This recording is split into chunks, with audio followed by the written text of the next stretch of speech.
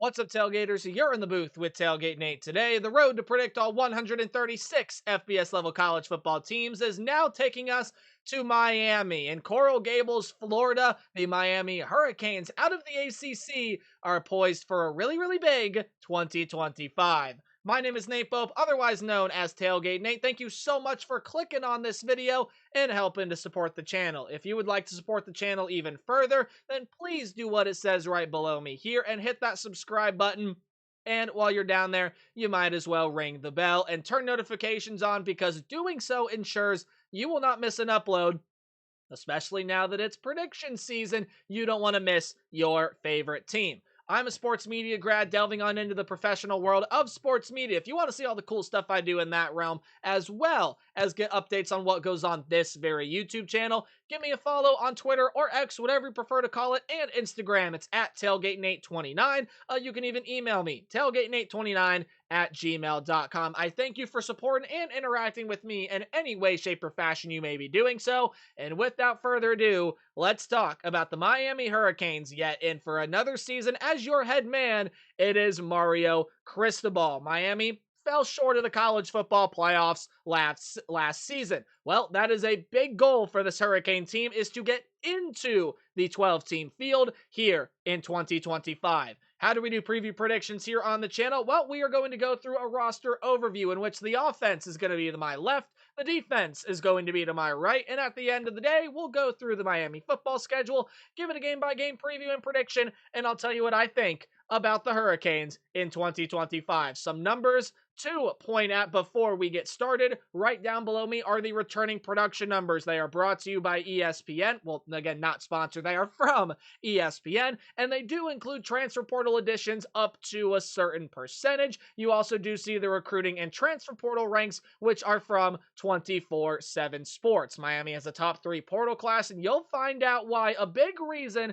as we start with the offense and your offensive coordinator, Shannon Dawson, is because of who they bring in at the quarterback position. For the second straight year, Miami is getting a portal quarterback. Last year, it was Cam Ward, and it was just an astounding marriage. 4,300 yards, 39 touchdowns, 7 picks. Was one of the best quarterbacks in the country in Cam Ward last season. Well, you're going to hope to have that again this year when Carson Beck from Georgia enters the room. Yeah, a very shocking, surprising transfer, but Carson Beck is wearing the green and orange, orange and green.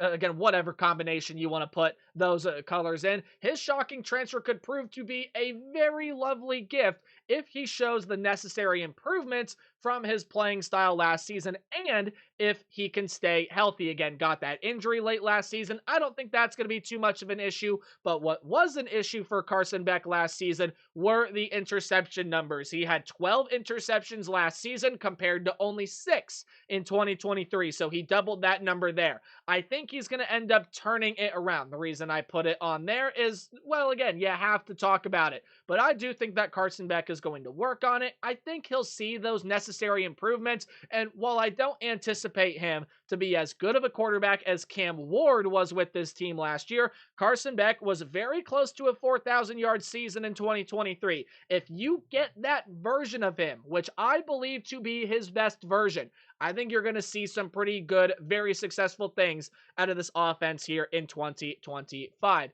Damian Martinez is joining the 12th man. No, not in Aggieland, in the NFL. He is now with the Seattle Seahawks after posting a 1,000-yard campaign last year. The former Oregon State Beaver was a really good running back for Miami last year. But you had a couple other really good running backs, Mark Fletcher and Jordan Lyle, both of them at least 400 yards. In fact, Jordan Lyle right on that dot, and Mark Fletcher had 607 yards last year to pair along with 9 rushing touchdowns for Fletcher. They, I think, are going to be a pretty effective 1-2 combination in that running back room that really doesn't see that much overhaul. Again, besides losing Damian Martinez, you do get a portal piece in, but it's mainly going to be Fletcher and Lyle that are going to be the 2 guys there in that running back room. Now, here is where a ton of overhaul is going to happen. You needed a quarterback, you got a quarterback. Fine. Your top 6 pass catchers, I read them in order of where they finished in terms of the most receiving yards last season. Xavier Restrepo had a 1,127-yard season with 11 touchdowns, was a dog. Jacoby George is gone. You also do lose Isaiah Horton through the transfer portal. He is now with Alabama. A tight end in Elijah Arroyo is joining Damian Martinez in Seattle. Also, and then talking about Sam Brown. Yep, he's a professional now in Green Bay. And then Damian Martinez was your sixth leading receiver last year. All of those guys are gone. That means that you do not have a wide receiver or a tight end or a running back that had over 200 yards of receiving last year. The lead most returning receiver is going to be in the tight end room. It is going to be a guy by the name of Elijah Lofton. He only had 150 yards last year. So you're going to get a lot of young talent guys that are stepping into way bigger roles than what they played last season. Ray Joseph and Josh Issa Trader, apologies for mispronunciations, are, according to ourlads.com, going to be stepping into some lead roles here, but it is not without the transfers in the wide receiver room. CJ Daniels is coming over from LSU, where he was a pretty darn good player for the Bayou Bengals last year. 480 yards, 11.4 yards per catch. Not too bad, but his real stardom came with Liberty in 2023. 1,067 yards and 10 touchdowns and 55 catches. That's almost 20 yards per catch and was a dynamite weapon when he was with the Flames. Miami is going to hope he can get back to that here this season. Him and Carson Beck going to be, I think, that primary quarterback to wide receiver connection you're going to see. But then some other portal pieces into this wide receiver room. Keelan Marion is a good piece. Same thing with Tony Johnson. And then a ton of freshmen are going to be waiting back there. And you got to think at least one of Malachi Tony, Joshua Moore, and Dalen Upshaw, all freshmen, are going to make an impact with this Hurricanes team. I already talked about the tight end room. Elijah Lofton is going to be coming back here. And according to ourlads.com, the true sophomore is projected to be that starting tight end for you. But Alex Bauman is a massive tight end transfer coming on into this program, and I think he is going to serve you really, really darn well. Again, Bauman served a lot of time over with the Tulane Green Wave in some really, really successful seasons. Experience returns, and experience is going to enter on the offensive line. Really not too many notable losses to speak of in the offensive line unit.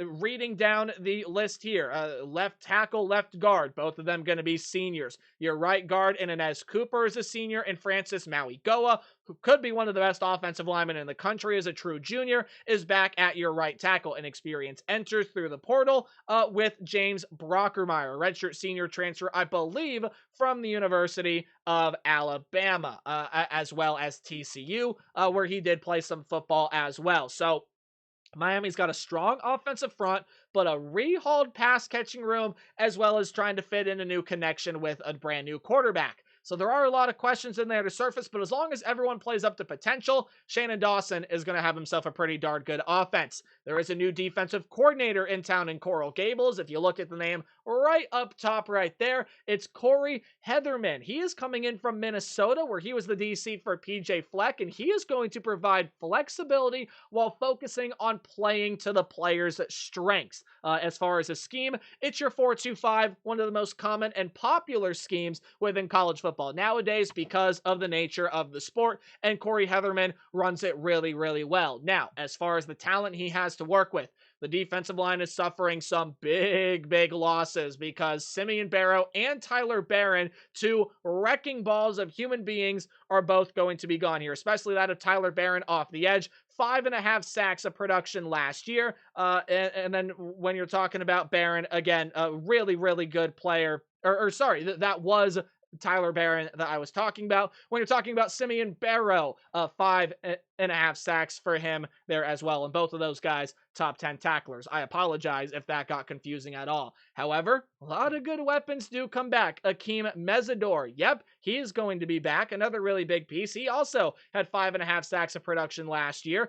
Ruben Bain, yep, you're going to see him come back as well. 3.5 sacks for him last season. And then Ahmad Moten, a pretty darn good player slotting into that nose tackle position. They're all going to return to anchor what's going to be, I think, one of the strengths of this defense as that defensive line. Yeah, you lose some great players in Barrow and Barron, but you do have a lot of really nice pieces to provide to that pass rush this year. The linebacker core does lose Francisco Mauigoa, one of the better players on this defense last season. He was your leading tackler by a long shot. 96 tackles and 2 sacks, did have 5 passes defended with an interception as well. But Wesley Besaint is going to be coming back as the general linebacker. He could end up being that green dot player, the guy that gets all the signals from Corey Heatherman, your new defensive coordinator. He was the second leading tackler last year, 59 tackles and 2 sacks for him.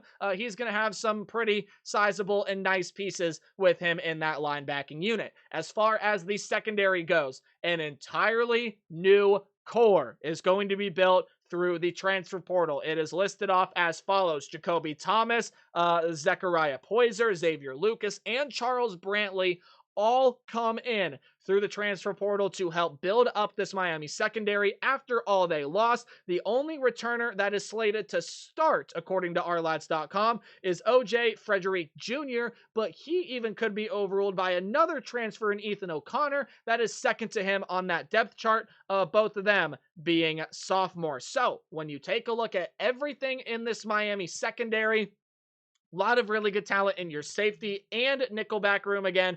Zechariah Poyser, my apologies, Jacoby Thomas, Charles Brantley, I think are all really good players. Same thing with Xavier Lucas. The depth is going to get some questions into it. And again, it's just you lost a lot from the secondary. But Corey Heatherman is a really, really good defensive coordinator. Had a lot of tremendous defenses during his time at Minnesota. Some of the units that rank tops in the country in a lot of categories. And still, with all you have to replace, yes, it is a question of how well the transfers can fit and how well everyone adapts to the scheme and the play style and everything of that nature. But Miami's got a lot of good faces, especially on that front seven, that I think are still going to create havoc for opposing offenses in 2025.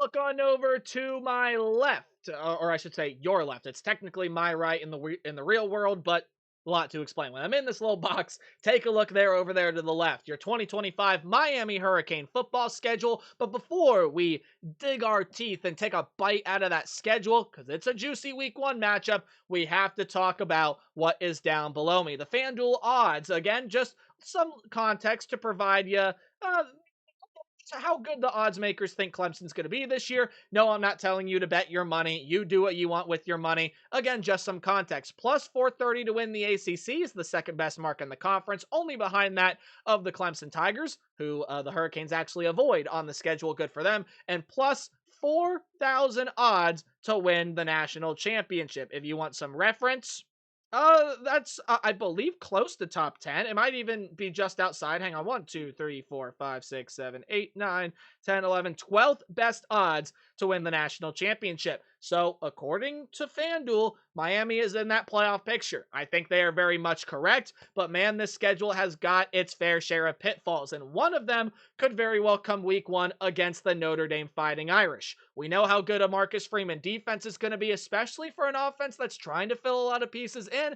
As talented as they may be, there could be some problems there against this Notre Dame team, even though this is a home game. But Notre Dame, I think, offensively is where they're going to have this game, pretty much at a good hand, right? Notre Dame has got CJ Carr, and it's Marcus Freeman's first test or not first test, but real first opportunity to develop a quarterback instead of bringing a guy in through the transfer portal. You'll have CJ Carr there for at least a couple of seasons. Jeremiah Love is one of the best in the business, and the young wide receiver room gets more experience with Malachi Fields, who's a tremendous option. Jordan Faison, Jaden Greathouse, young players that should take a step in the right direction for the Fighting Irish this year.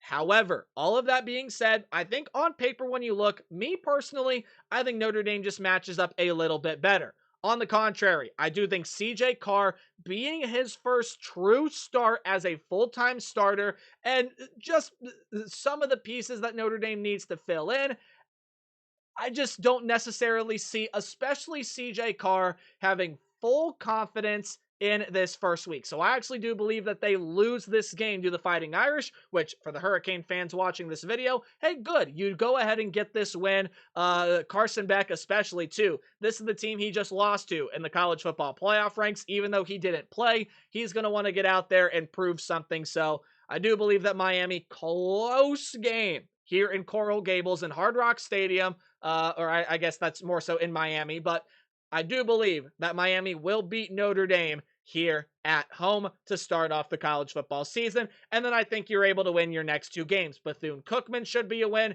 And even though South Florida is returning Byron Brown, one of the best quarterbacks in the G5 ranks, I do think that Miami has got enough talent to get past the Bulls, and the Hurricanes will wash away South Florida. And then they will play their second the team from the state of Florida in as many weeks. They get the Florida Gators at home. Now, this was a spattering last season, and Miami absolutely demolished Florida. And I think there are a lot of Hurricane fans out there that are saying, hey, we could easily do that again.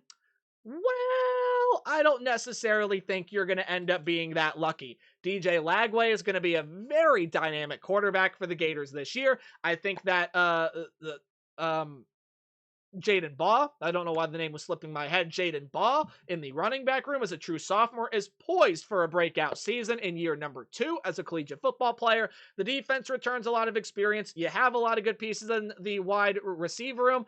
I just don't think Miami is going to be able to handle everything that DJ Lagway and this offense, co-ran by Billy Napier, is going to be able to throw at you. I think the Gators are going to be ready. And while, again, a home environment matters a lot in college football, and for Miami it's gotten better, this is not the most fearsome of home environments. When it gets loud, it gets loud. It's a professional stadium. It's hard to play in, but I do think Florida is going to be ready for it. They're looking for revenge from last year, and Miami just hasn't seen anything like DJ Lagway up to this point. Byron Brown may be the closest thing to it, again, especially if CJ Carr is rearing ready to go in week 1.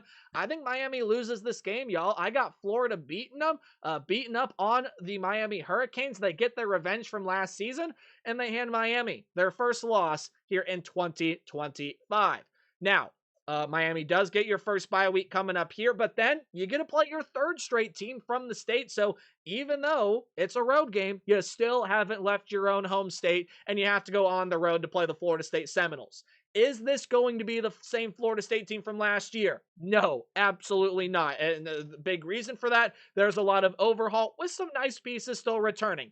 It's just not going to be as disastrous of a season as it was last year. Tommy Castellanos coming over from Boston College, think going to be a good quarterback for him. Deuce Robinson, Squirrel White to pair with some of the pieces in the wide receiver room. 2 phenomenal transfers. You're rebuilding the offensive line with a lot of really experienced pieces to build around Richie Leonard at left guard. Roy Dell Williams is back. Your front seven's got a lot of new pieces. Florida State will be a different team this year, and they will be a better team this year. Is it enough to get past Miami? I don't think so. I think Miami's going to learn some things from that game against Florida. Carson Beck is going to have formed some great chemistry with the wide receivers up to this point, and I do believe that the Hurricanes will be able to slide past the Florida State Seminoles, and now they get actually their second bye week. So yeah, your 2 bye weeks come really, really fast here.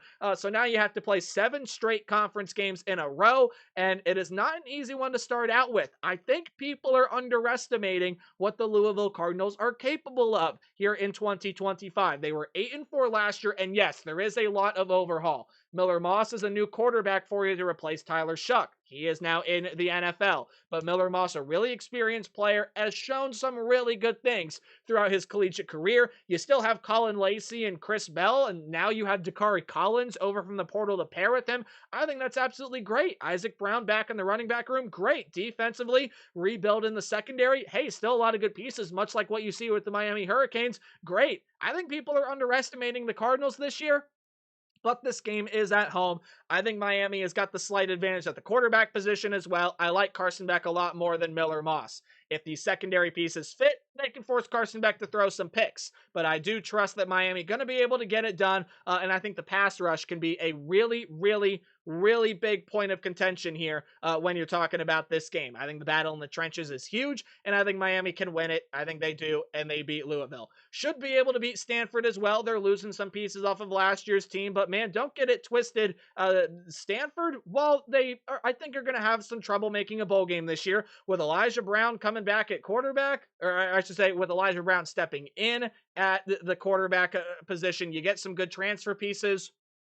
I don't know. I think Stanford can be sneaky competitive, but they're not going to beat Miami on the road. You know who is going to beat Miami, though? The SMU Mustangs. The Ponies will beat Miami. That I am pretty confident in. SMU is going to be another team, or I should say it's going to be a team much like last year that pushes for a college football playoff spot. Kevin Jennings is coming back at quarterback. You have some of your top two wide receivers in Jordan Hudson and Romello Brinson coming in through the port, or I should say coming back. You don't have any wide receiver portal pieces, but you do have some good freshmen that are going to make big impacts for this wide receiver room. Some studs coming in on the defensive front like Jeffrey Emba and Terry Webb. A great returning cast in the secondary. SMU, yet again, stepping into the ACC was very competitive. They'll be so again this year, and I think they're going to beat Miami as Miami drops the one on the road. Beating Syracuse, though, I think Miami's going to be able to bounce back and do. The Orange replace a ton of pieces last year, as I think they are one of, if not the worst team in the Power Four in terms of returning production. A great season last year, yes, but every player in every position is going to have to play a new role. Every position's got someone stepping up in it. I don't see it being as successful of a season for the Orange. Still, I think Fran Brown, a good coach, he proved that last year. And, of course, Miami did lose to Syracuse to ruin their college football playoff hopes, ACC title game hopes. Miami will beat Syracuse. They will also be beating NC State. Can never count out Dave Doeren, in my opinion. But when you're taking a look at this NC State team, CJ Bailey is going to have another season here, retooling some pieces on the offensive front, but you lose a lot through the transfer portal. I think Miami's more talented, and they win this one. Now, your road game at Pitt, I will tell you, I do think that you win. So to stay in playoff contention, possibly make an ACC title game, it comes down to this game against the Virginia Tech Hokies. Miami fans are not going to like me, and I'm prepared for that. But I do think Virginia Tech, it just feels like this is the Hokie team that is going to win a big game this season. They have a ton of them on the schedule, and this is just the one that I see most likely, but there also is some good reasoning for me to pick West Virginia here in this game. First off, Kyron Drones. I think he's a stud at the quarterback position, and I think he can give this Miami secondary some problems. You return some really good pieces in the wide receiver room, as well as get some through the portal. Donovan Green and Cameron Seldon. I think going to be two really important pieces for you. You're building through the transfer portal in the running back room with a former really good G5 player in Terrion Stewart that I think will be good for you. A lot of talented pieces in the transfer portal on the defensive side will have meshed by this point.